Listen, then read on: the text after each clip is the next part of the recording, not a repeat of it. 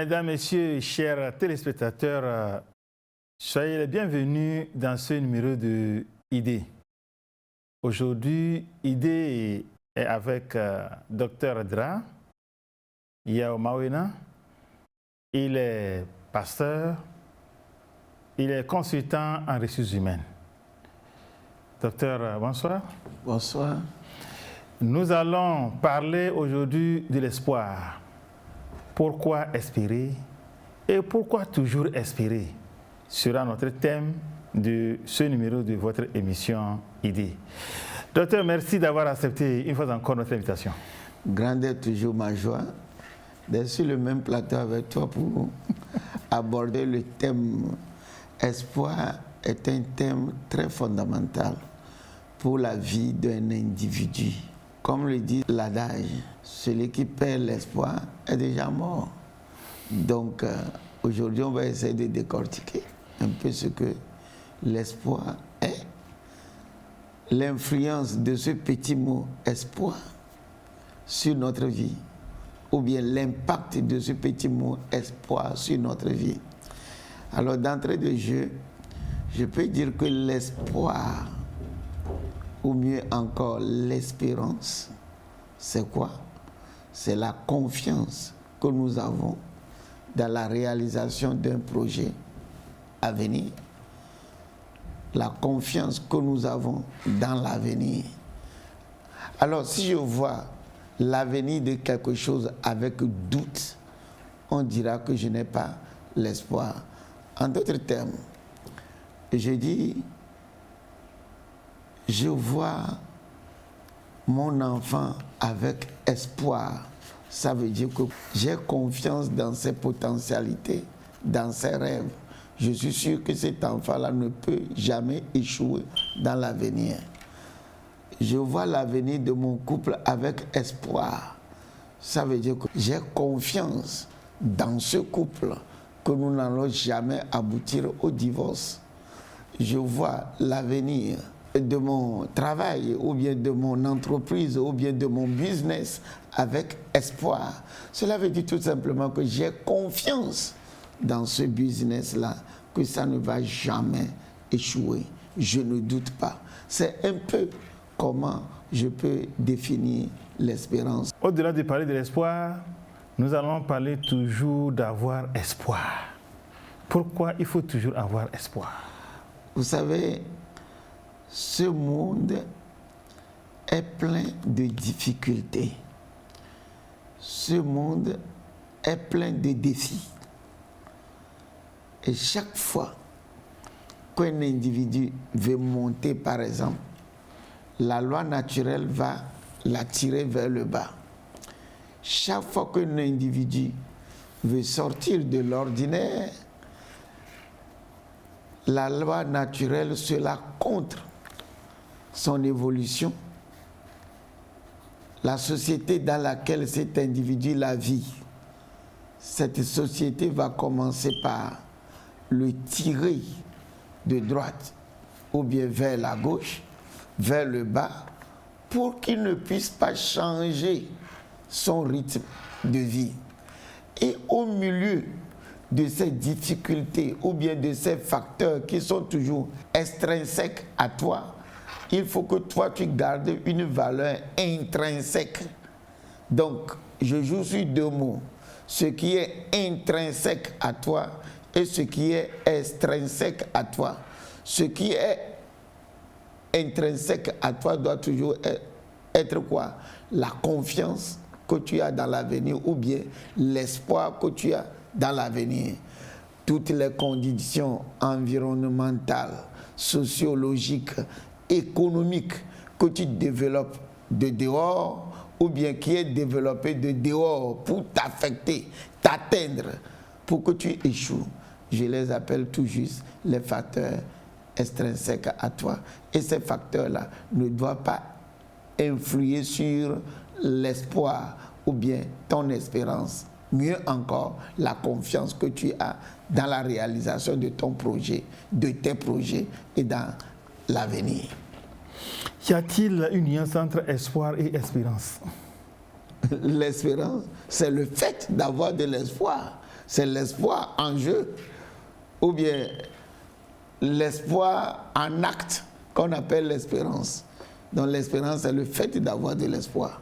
Quand vous parlez de la loi naturelle, est-ce à dire que naturellement, il est établi que quand vous voulez sortir de votre position A vers une position B qui soit la meilleure, la nature même vous tire vers le bas? La loi de la gravitation dit que celui qui veut monter est toujours attiré vers le bas. Quelqu'un qui veut décoller est toujours attiré vers le bas. Ainsi, cette loi naturelle, vous le voudrez ou pas, ça s'applique à tout. Et, comme vous venez de le dire, chaque fois que quelqu'un veut changer son paradigme de vie, l'environnement, ou bien les conditions sociologiques dans lesquelles cette personne-là vivait, vont changer. Et les autres personnes qui l'avaient accepté, ils ont accepté tout juste vivre dans ces conditions-là, ne vont pas accepter que vous changez facilement de conditions de vie. C'est comme ça que la société est faite. Ce n'est pas comme ça que nous le faisions avant. Notre nature de vie dans notre famille, c'est de la sorte. C'est comme ça que nos grands-pères avaient vécu. C'est comme ça que nos pères avaient vécu. Ils sont nés comme ceci, ils sont morts comme cela. Ils sont nés par exemple dans la pauvreté, ils sont morts dans la pauvreté. Ils sont par exemple nés dans une maison à clé, ils sont morts dans une maison à clé. Ils sont nés dans une case en paille, ils sont morts dans une case en paille. Donc, toi l'enfant aussi, tu dois vivre dans ce paradigme-là. Supposons que tu veux changer cela, tu veux avoir une vie meilleure, c'est la société même qui va tout de suite se lever contre toi. Parce que quoi? Ce n'est pas ce paradigme-là qui est votre environnement depuis l'Antiquité.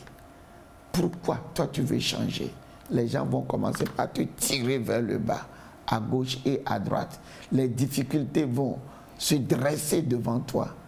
À toi maintenant d'avoir dans ton fort intérieur le mot espoir, le mot espérance.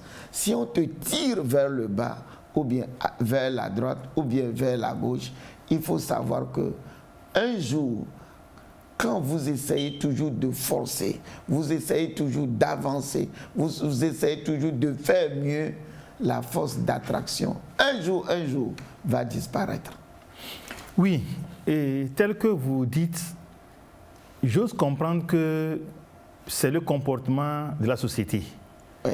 Si la société étant la même, en Afrique comme en Europe, pourquoi très souvent, quand cette force d'attraction nous tire vers le bas, les gens disent que l'Afrique, c'est comme cela. L'Afrique, c'est comme ça.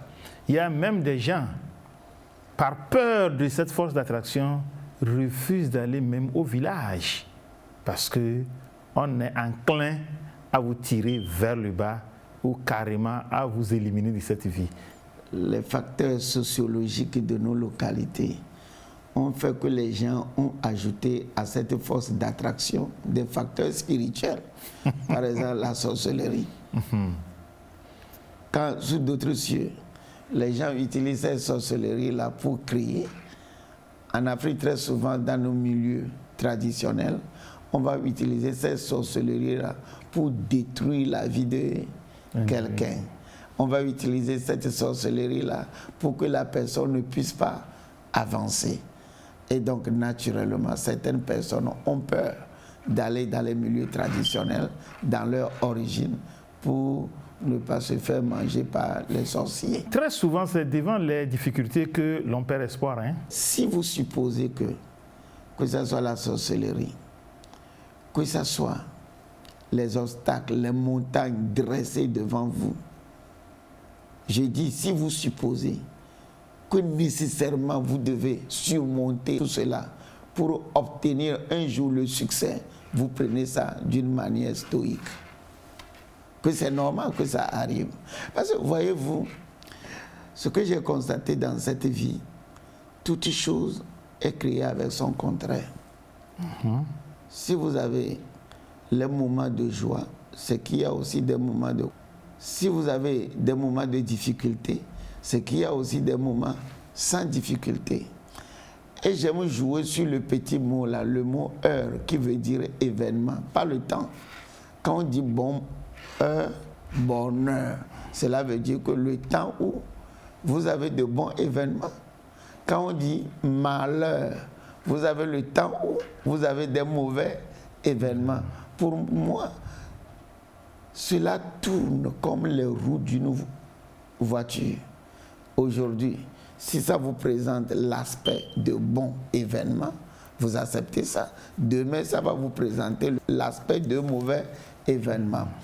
Écoutez-moi bien. Si quelqu'un ne veut avoir que le bon événement dans sa vie, ou bien les temps de bonheur seulement là, il a un problème, parce que nécessairement le temps de mauvais événements aussi va arriver. Si vous concevez ça autrement, même Dieu a créé deux mains, une main à la droite, une main à la gauche, l'autre main est le contraire de l'autre. Ainsi de suite, deux yeux. Un œil regarde très souvent vers la droite et l'autre œil regarde beaucoup vers la gauche. Bref, toute chose est créée avec son contraire. Et si je me focalise seulement vers le bon côté de ce que Dieu a créé, ou bien de ce que j'ai, on dit que je suis optimiste. Si je me concentre vers seulement les mauvais côtés de ce que j'ai, on dit que je suis pessimiste. Alors dans cette vie, les gens se focalisent seulement vers ce qui est bon. C'est ceux-là qui sont des optimistes. Et de l'autre côté, les gens se focalisent seulement sur ce qui est mauvais. Et ces gens-là, je les appelle des pessimistes. Je prends un verre d'eau que j'ai déposé ici. Je remplis le verre à moitié. Si quelqu'un vient, il regarde le côté vide du verre. Alors celui-là, il est pessimiste. Pourquoi lui voit seulement ce qui est vacant? Pourquoi il voit seulement là où il y a le vide? Il est pessimiste. Moi, quand je viens, je vois là où il y a de l'eau. Donc je suis optimiste. Alors ces deux types d'individus-là sont toujours frappés par l'avenir. Celui qui est optimiste, il voit le verre demi rempli, il sait que demain, le verre sera toujours à demi rempli. Alors il est optimiste, c'est-à-dire les événements qui vont lui arriver demain, dans la réalisation de ses projets comme dans sa vie personnelle, il sait qu'à côté de cela, il y aura le mauvais côté, mais moi je vois que le bon côté. Ce temps de Covid, cette année qui vient de finir, et on n'en a pas encore fini, je peux voir que quoi? Covid, maladie. Mais si je vois bien dedans, dans ce Covid, il y a une seule bonne chose. Et je préfère plutôt me focaliser sur la seule bonne chose que de me concentrer toujours sur Covid. Puisque vous venez de dire que Dieu, en créant les choses, les a créées doublement. Ouais. Le côté bon et le côté mauvais. Je prends le cas de la maladie. Oui. Aujourd'hui, tout le monde espère être toujours en bon état. Et si demain, vous voyez la personne qui a toujours espoir d'être toujours en bon état, qui tombe malade, vous, en tant que pasteur et consultant en ressources humaines, quel sera votre regard sur cette maladie? Est-ce que vous allez comprendre la maladie, que c'est normal qu'elle vienne, ou vous allez haïr la maladie? En fin d'année, tout le monde doit faire un bilan. Si vous utilisez mal votre corps, il faut savoir que le corps va avoir un dysfonctionnement. Parce que Dieu a créé le corps pour que le corps même se régularise. Pendant une année, ou bien pendant un temps, on a utilisé ce corps-là. Donc, C'est ce corps-là même qui régulise le débit du sang, de l'eau qui est à l'intérieur, le battement du cœur. Tout ça là, c'est complexe. À la fin de chaque année, il faut vérifier que tout fonctionne bien. Et ce qui ne fonctionne pas, il faut chercher pourquoi. Et les médecins vont t'aider pour que cela fonctionne bien. Au niveau du cœur, la même chose. Donc ce bilan-là te permet. Mais si par hasard, une maladie vient par hasard, pourquoi vous ne voyez pas plus tôt le temps où vous étiez beaucoup plus en bonne santé? Parce que quand vous vous focalisez beaucoup sur la maladie, ou cette maladie-là, cette maladie-là, cette maladie-là, ce qui va vous arriver, c'est que vous perdez l'espoir sur l'avenir. Qu'est-ce qu'il faut faire pour ne pas perdre espoir alors? Le mot espoir, ou bien l'espoir, vient de la prédisposition mentale que vous avez. Alors, pour aller en profondeur, je vais dire que dans votre mental ou bien dans votre pensée, vous avez 3 compartiments. Nous avons la mémoire dans laquelle vous avez toutes les expériences vécues. L'échec, la réussite, les moments de larmes, les moments de joie, tout ce que vos parents, l'école vous a enseigné, c'est regroupé dans votre mémoire. Dans votre raisonnement, ou bien le côté raison de votre mental, c'est cela que je suis en train d'utiliser avec toi pour raisonner. Et bien sûr, nous avons un autre aspect que nous appelons l'imagination. C'est dans l'imagination que nous avons notre vision, ou bien ce que nos projets, ce que nous voulons faire dans la vie. Le problème est ceci. Si chaque fois que je veux raisonner pour faire de bons choix dans mon imagination, mon passé obscur intervient dans le raisonnement, vous allez voir que ce problème du passé qui est venu dans le raisonnement va affecter tout de suite la manière dont je vais concevoir l'avenir. Alors, je me dis, j'ai échoué les 10 dernières années dans tel domaine. Qu'est-ce qui prouve que je vais réussir cette année? Façon dont je me connais. L'année passée, je me suis dit, je vais réussir. Je n'ai pas réussi. L'année passée, je vais réussir. Je n'ai pas réussi. Donc, cette année aussi, c'est l'échec que j'aurai encore. Là, je suis en train de parler désespoir. Pourquoi? J'ai pris une frustration, l'échec de mon passé que j'ai transposé dans l'avenir. Alors, le passé est là, mais il faut apprendre à vivre avec ça, sans que cela n'influence votre présent et votre avenir. Dieu a créé toute chose double. À côté de l'amour que Dieu nous a donné, il y a la haine. Je prends le côté du cœur. Dans mon passé, quelqu'un m'a fait tellement du mal. Et cette année, tout ce que je prépare pour cette année, pour mon avenir, c'est de tout faire pour me venger. C'est un choix. Alors je projette quoi? La vengeance. Est-ce que la vengeance est de l'espérance? La vengeance va me faire encore plus de tort. Donc je laisse mon passé déterminer mon avenir. L'échec passé, je projette ça sur l'avenir. Donc je détermine dans la nouvelle année aussi l'échec. Les souffrances passées, les souffrances de mes parents, la misère, la pauvreté de mes parents, il dit, mais nous, dans notre passé, c'est la misère. Donc je raisonne misère et je projette la misère dans l'avenir. Alors, pour être bref, qu'est-ce que je vais vous dire? L'espérance dépend de la bonne santé mentale. Des fois, notre mental est malade et notre mental souffre de quoi? Si j'ai dans mon mental le passé à essai, on dit que quoi? Je souffre de la dépression. Si j'ai dans mon mental le présent à essai, on dit que je souffre de quoi? Du stress. C'est-à-dire qu'il y a tellement du poids dans mon mental. Je me fais trop de soucis sur ce que les gens me font. La pression que j'ai, le travail que je fais, on dit que je souffre du stress. Maintenant, mon avenir, la vision que je me suis donnée, c'est trop. Ce que je veux devenir dans l'avenir, c'est trop. Ça aussi peut te mettre dans ce qu'on appelle l'anxiété. Donc, le mental d'un individu peut souffrir de 3 choses.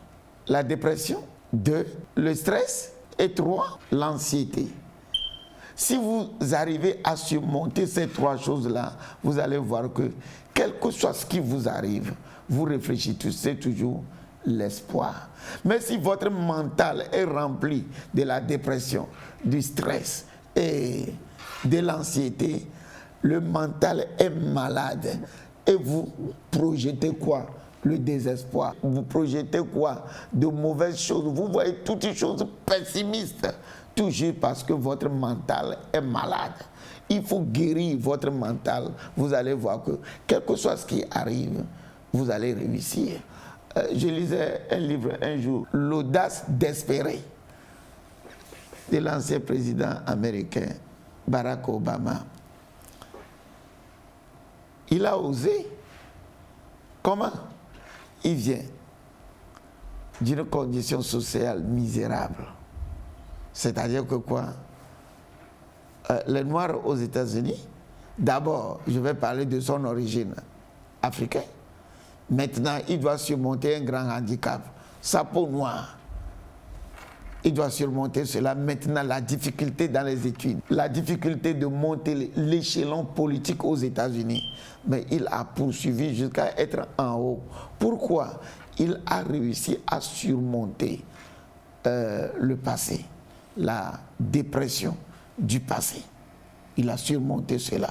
Et le présent, il a surmonté le stress du présent, et ça l'a aidé à surmonter les anxiétés de l'avenir. Ces 3 choses ne doivent pas nous dicter quelque chose. Ces 3 choses-là détruisent l'optimisme, pour être clair, et détruisent notre espérance. Comme vous êtes le docteur du mental, Oui. Comment faire alors pour guérir le mental? Vous me donnez un gros mot. Alors, qu'est-ce que mon passé me dicte? Quand je réfléchis, est-ce que mon passé intervient dans mon raisonnement? Et ça prend plusieurs aspects. Est-ce que vous savez même que les gens éduquent leurs enfants pour qu'ils ne répètent pas les erreurs de leur passé, au lieu de laisser l'enfant en tant qu'individu à faire ses propres erreurs, à se corriger? Donc les erreurs que moi j'avais eues, je veux utiliser mes enfants pour les corriger. Ce n'est pas possible. Mes frustrations passées, je veux utiliser mes enfants pour surmonter mes frustrations passées. Alors que l'enfant là aussi est un individu qui doit faire ses propres expériences. Donc quelque part, on doit les aider. Dans l'éducation d'un enfant, on ne doit jamais utiliser ses erreurs passées pour corriger ou bien pour éduquer un enfant. Ce n'est pas dans l'enfant que je vais me corriger. Je me corrige parce que je suis individu. Ce n'est pas dans l'enfant que je dois me corriger. Donc, les frustrations, les erreurs, tout ce que nous avons vécu dans le passé, c'est là. Ce que je traverse aujourd'hui, je raisonne aujourd'hui, je ne dois pas nécessairement prendre les mauvaises choses de mon passé pour déterminer ou bien pour faire un choix pour mon avenir. Mais plutôt, j'étudie les principes du présent. J'étudie les paradigmes du présent. Et je décide pour mon avenir. Ce n'est pas parce que mon passé est mauvais que je dois nécessairement avoir un avenir mauvais. Mon avenir ne dépend pas de mon passé. Dans tous les plans.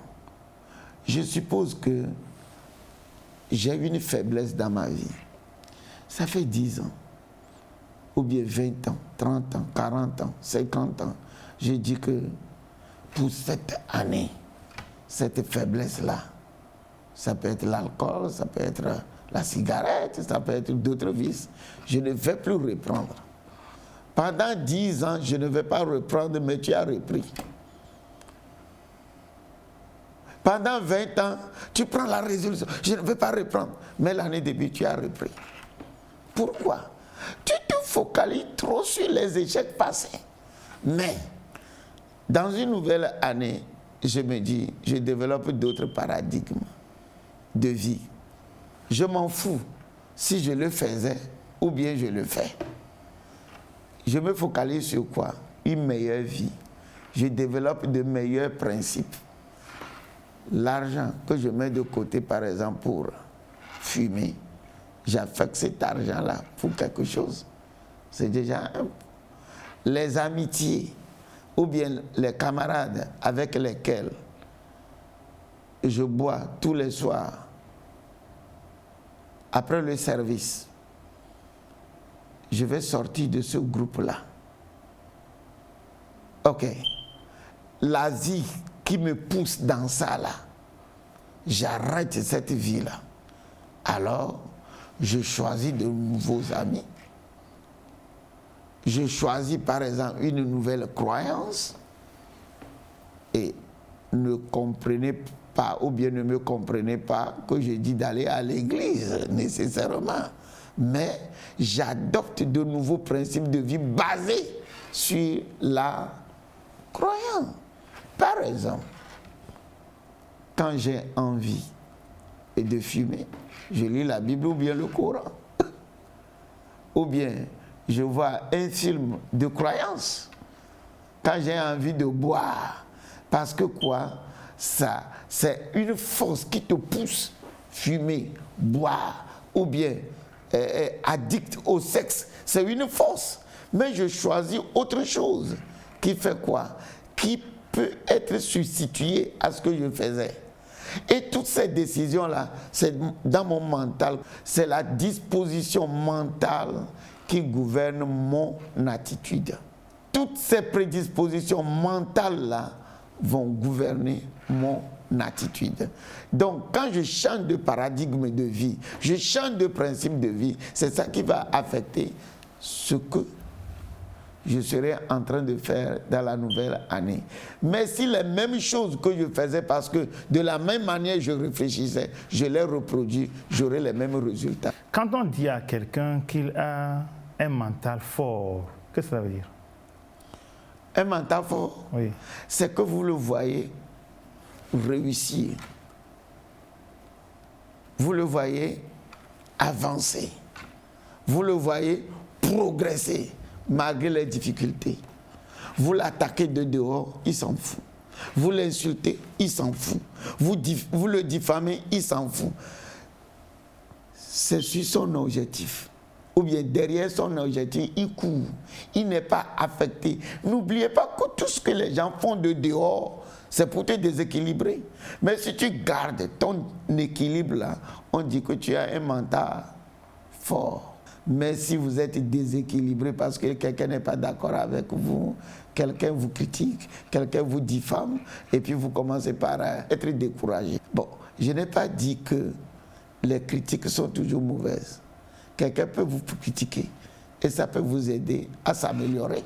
C'est ce que je vois dans les critiques. Tu me critiques, je récupère les critiques pour m'améliorer, mais pas pour être découragé. Vous m'insultez, je récupère les insultes pour m'améliorer, pas pour être découragé. Donc ces facteurs, des fois, c'est pour vous obliger à abandonner ce qui va vous faire réussir dans la vie. Mais si vous maintenez ce que vous faites et qui vous fait avancer dans la vie, malgré les puissances extrinsèques, les forces de dehors, on dit que vous avez un mental fort. En d'autres termes, si j'avance, c'est une prédisposition mentale. C'est-à-dire avancer, c'est quoi? Avancer, c'est quoi? C'est de faire des pas supplémentaires. Et ça vient du mental. C'est que dans mon mental, j'ai décidé de faire des pas supplémentaires. Ce qui est en dehors de moi n'a pas réussi à me bloquer. Est-ce qu'il peut arriver qu'on dise que l'on a l'illusion de l'espoir? Je préfère avoir l'illusion de l'espoir que d'abandonner l'espoir. Tous les jours, quel que soit ce qui arrive, gardez l'espoir. Parce que si vous perdez espoir, votre vie n'a plus de sens. Quand on était au campus, on notait un phénomène. Dans la villa estudiantine, après le premier semestre, les gens ont des moyennes minables. Ils sont sûrs qu'ils vont reprendre l'année prochaine. Qu'est-ce qu'ils font? On a constaté qu'ils jouent la musique à tue-tête. Au moment où vous apprenez, ils vous créent des conditions impossibles. Pourquoi? Ils ont perdu l'espoir.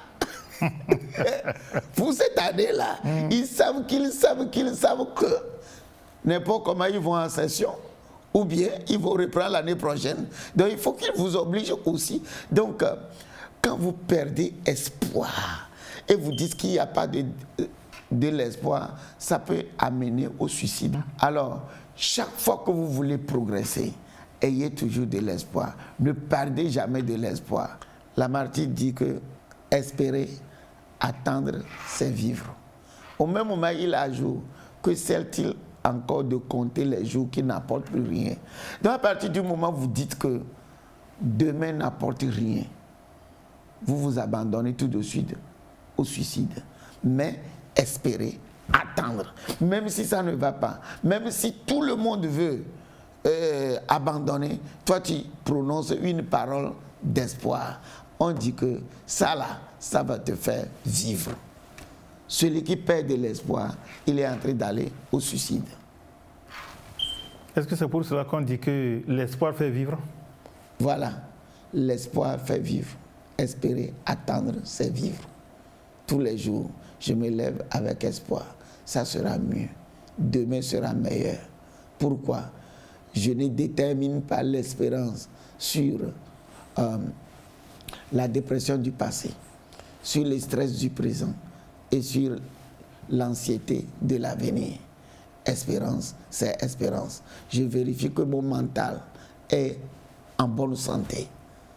Et quand je vois l'avenir, je le vois d'une manière optimiste. Optimisme au présent, optimisme dans l'avenir. Comment devrons-nous éduquer nos enfants pour qu'ils gardent toujours espoir, quelles que soient les circonstances? Les enfants, l'adulte est la mère de l'enfance. Quand des fois un enfant est frustré, il subit de mauvais traitements. Dès qu'il commence à grandir, la dépression du passé ne commence pas à intervenir dans sa vie. Il ne commence pas à développer une mentalité d'échec. Il ne commence pas à développer une mentalité mauvaise, c'est-à-dire qu'il ne commence pas à faire un mauvais choix pour son avenir. Il perd la confiance en lui-même. Il perd la confiance dans l'avenir. Et on dira que quoi? Il n'a plus d'espoir. Donc, vous voulez qu'un enfant ait de l'espoir, il faut bâtir la confiance en soi dans l'enfant. Tu es capable, tu peux le faire. Même s'il t'amène une moyenne qui n'est pas bonne, non, tu peux avancer, tu peux le faire, tu peux réussir. Dès que la confiance et l'assurance en soi devient l'héritage de l'enfant, l'enfant là voit toujours l'avenir avec optimisme. 2. Il faut, dans cet avenir-là, donner une bonne vision. Bon, il faut que l'enfant ait une bonne vision pour l'avenir. Et cet enfant-là, très souvent, je le dis et je le redis, doit avoir de très bonnes références. Ceux qui ont réussi dans la vie, leur biographie, les grands hommes dans la vie, leur vie, leur biographie, pourquoi ils sont devenus célèbres? Est-ce qu'ils ont aussi traversé ce que j'ai traversé quand vous commencez ou bien vous continuez par inculquer ces choses-là dans l'enfance? Il se dit toujours, si celui-ci a traversé ça, aujourd'hui il est devenu ceci.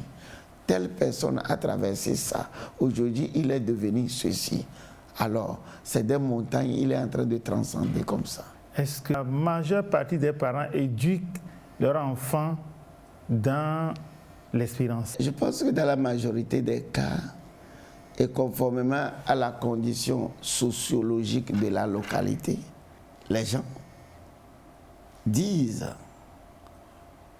nous, notre famille, on ne peut pas faire ça. Et l'enfant grandit avec une prédisposition mentale. Dans notre famille, on ne peut pas. Dans notre environnement, on ne peut pas. Alors, vous prenez par exemple le sexe féminin dans la plupart de nos localités traditionnelles.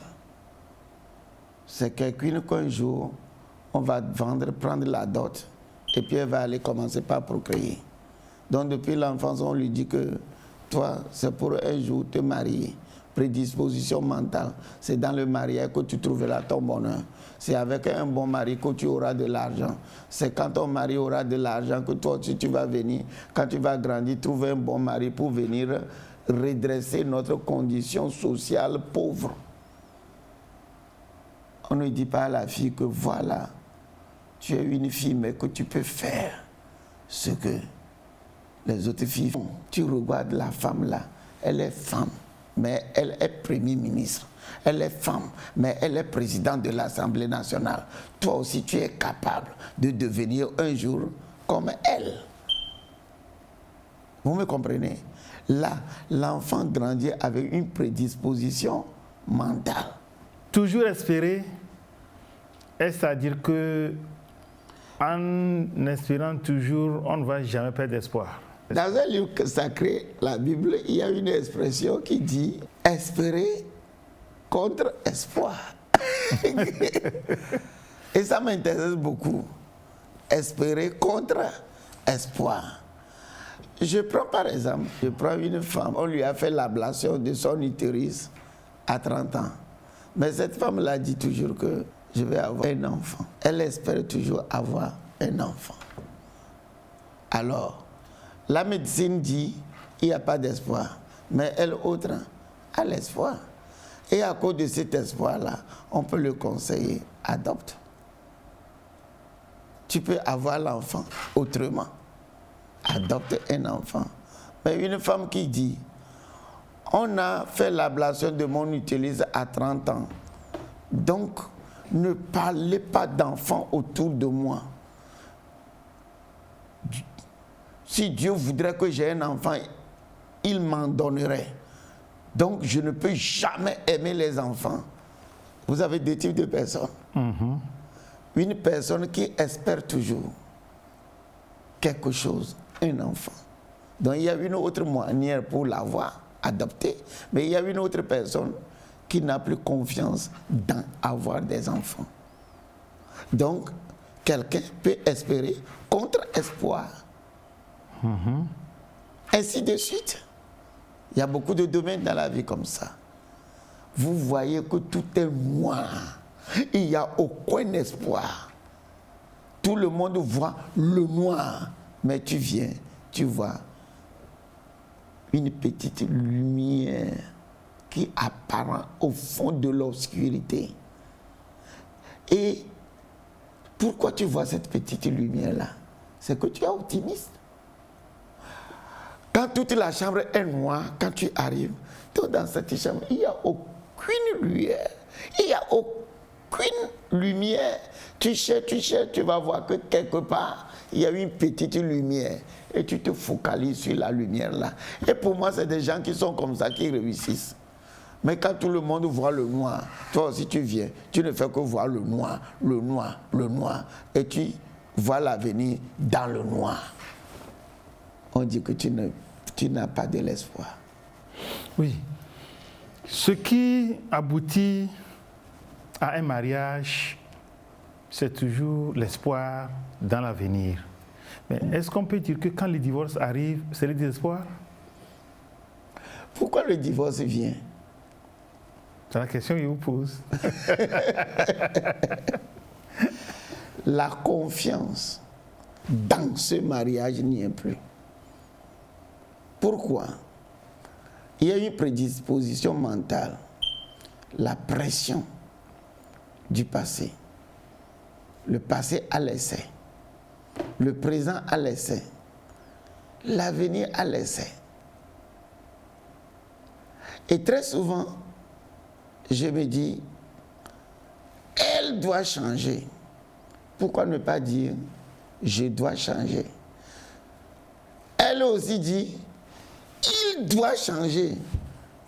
Pourquoi ne pas dire, je dois changer?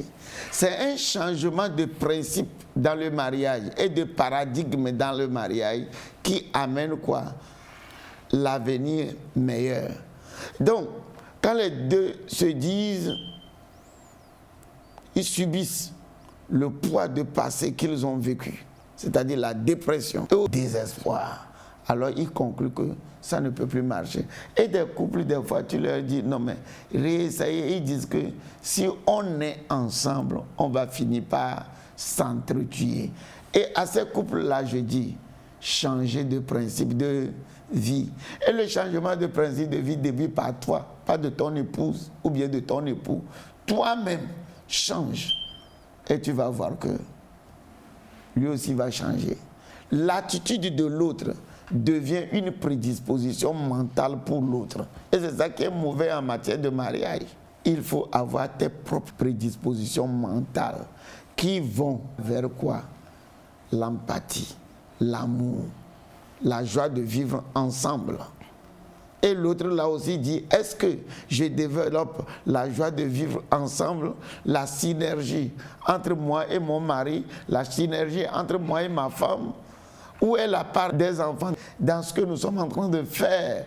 Donc, si ça ne marche pas jusqu'à présent, on change tout juste l'attitude, c'est-à-dire la prédisposition mentale, chacun de son côté. Et vous allez voir que vous avez une vie meilleure. Ceci étant, quelles sont les recettes que vous pouvez envoyer à un jeune couple pour que l'espoir y ait éternellement? Pourquoi vous mettez l'accent sur un jeune? Cela veut dire tout simplement que quoi? La fille, chez ses parents, a rêvé. Mon mari sera l'homme le plus heureux. L'homme dit, ma femme sera la femme la plus heureuse. Mais ils sont ensemble 3 mois après. L'homme veut que la femme soit comme moi. La femme aussi veut que l'homme soit comme elle le veut. Et ce n'est pas possible. Donc vous devez commencer par vous asseoir, amener vos différents principes de vie pour trouver un nouveau principe de vie. Tu ne peux pas, avec les principes de vie que tu as acquis chez tes parents, réussir dans les mariages. Vice-versa, un couple doit s'asseoir, développer ses propres principes de vie. À quelle heure on va faire ceci? Est-ce qu'on mange ensemble? Qui va amener les enfants à l'école?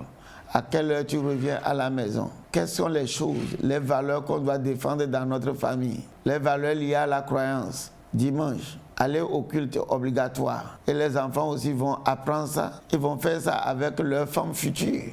Lire la Bible à la maison. Prier ensemble. S'ils sont des musulmans, c'est le Coran. Et s'ils sont animistes, ça dépend. Donc les valeurs de la croyance, vous les mettez ensemble. Définissez vos principes de vie. La vision du couple. Quelle est la vision de notre couple? Où est-ce qu'on va? Ce n'est pas toi seul qui te mets dans ton cœur pour définir la vision. Ce n'est pas elle seulement qui se met dans son cœur pour définir la vision. Mais vous mettez la vision de l'autre ensemble avec votre vision et vous développez la vision commune. si je suis fonctionnaire, ma femme est fonctionnaire, elle s'en va au travail. Moi aussi, je m'en vais au travail, 8 heures de temps par jour. Qui va s'occuper de nos enfants? C'est un autre paradigme. Un autre couple dit, moi seul je travaille, ma femme est à la maison, elle va s'occuper des enfants. C'est un autre paradigme. Donc, vous vous asseyez ensemble, vous définissez votre concept de vie. Mais quand vous vous levez tous les jours, vous quittez à 5 heures du matin, vous revenez à 23 heures, elle dit, mais il ne faut pas oublier que vous êtes en train de détruire indirectement la tendresse, l'intimité et l'affection. Or, elle ôte, la première raison du mariage, c'est quoi? La tendresse, l'intimité et l'affection. Elle n'a pas ça. Dès qu'elle veut vous faire la remarque, je ne te vois pas, je n'ai pas l'affection, je n'ai pas... Elle dit, hey, quand je suis en ville, ce n'est pas à cause de vous que je vais chercher l'argent. Si je ne travaille pas comme ça, est-ce que vous allez manger dans votre... Mais vous êtes dans deux mondes différents. Ce n'est pas à cause de l'argent, elle s'est mariée. Elle s'est mariée à cause de quoi? L'affection, la tendresse et l'intimité. À partir de ça, là maintenant, asseyez-vous, déterminez ensemble ce que vous devez faire pour avoir de l'argent. Certainement que toujours avoir espoir préoccupe la plupart de nos téléspectateurs. Oui. Au-delà du couple, avez-vous des recettes pour que nous apprenions à avoir toujours espoir? Dans quoi? Dans toute la vie. Dans toute la vie, oui. Dieu a créé toutes choses de double. Le bien, le mal, en morale, le vrai, le faux, en logique. Et puis, dans l'accomplissement de notre vision, nous avons quoi? L'échec et le succès. Est-ce que, en esthétique, tu as choisi le beau ou bien le vilain? Est-ce que tu as choisi le mal ou bien le bien? Est-ce que tu as choisi le succès ou bien la réussite? C'est ça qui va te donner de l'espoir. Pourquoi? Quand il y a le beau et le vilain ensemble, je regarde le vilain. Il y a le vrai et le faux. Je regarde, je choisis le faux. Quand il y a le succès et l'échec, je choisis l'échec. En quoi je peux avoir l'espoir? Cela veut dire tout simplement que quoi? Mon mental est malade. Le mental a été créé par le Créateur pour qu'il choisisse quoi? Le bien. Au lieu de quoi? Du mal. Le mental est créé pour choisir la vérité au lieu du mensonge. Le mental a été créé pour choisir quoi? Le succès au lieu du quoi? Au lieu de l'échec. Toutes ces prédispositions mentales-là agissent sur l'individu. Et celui qui choisit le beau, le vrai et le succès, on dit comment? Il est optimiste. Et l'optimisme que tu as détermine la confiance que tu as dans ton avenir. Donc les deux mots sont liés. Et la confiance que tu as dans ton avenir, on l'appelle espérance. Celui qui croit en Dieu a toujours de l'espoir. En tant que pasteur, qu'est-ce que vous allez nous dire? Des fois, quand l'espérance des hommes s'arrête, qu'est-ce qui peut l'emporter? C'est Dieu. Et c'est là justement qu'on parle des fois de miracles. Aussi bien que dans le Coran que dans l'Évangile, on dit que notre grand-père Abraham a 99 ans. Dites-moi, un seul homme qui a 99 ans peut grossir une femme. Dites-moi, une seule femme qui a 90 ans peut tomber grosse. Mais les livres religieux disent que c'est vrai. Pourquoi? C'est Dieu qui a amené ça. La sagesse humaine a des limites. La science humaine dit que c'est impossible. La médecine humaine dit que c'est impossible. Donc des fois, l'espérance en Dieu te donne l'espérance à croire en tout. Et des fois, un homme, quand tu te lèves, tu ne vois plus de l'espoir. Tu lèves les deux mains, tu commences à attendre une intervention surnaturelle. Et c'est là où la foi intervient. Voilà, docteur Dra, nous sommes pratiquement arrivés à la fin du temps qui nous a imparti. Mais avant de vous laisser partir, certainement que vous avez quelques mots encore à ajouter sur l'espoir toujours espéré. Espoir, toujours de l'espoir. Vous perdez de l'espoir, sachez que vous risquez d'aller au suicide. Et je répète cette phrase de Lamartine. Espérer, attendre, c'est vivre. Que sert encore de compter les jours qui n'apportent plus rien? Chers téléspectateurs, nous sommes ainsi arrivés à la fin de ce numéro de votre émission Idée, qui a pour titre Toujours espérer.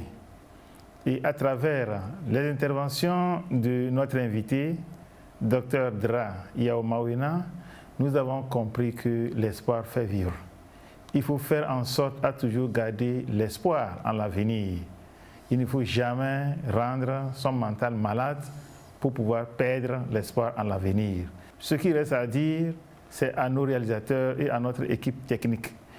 Une fois encore, merci pour votre technicité, laquelle vous a permis de faire vivre nos téléspectateurs fidèles à cette émission Idée.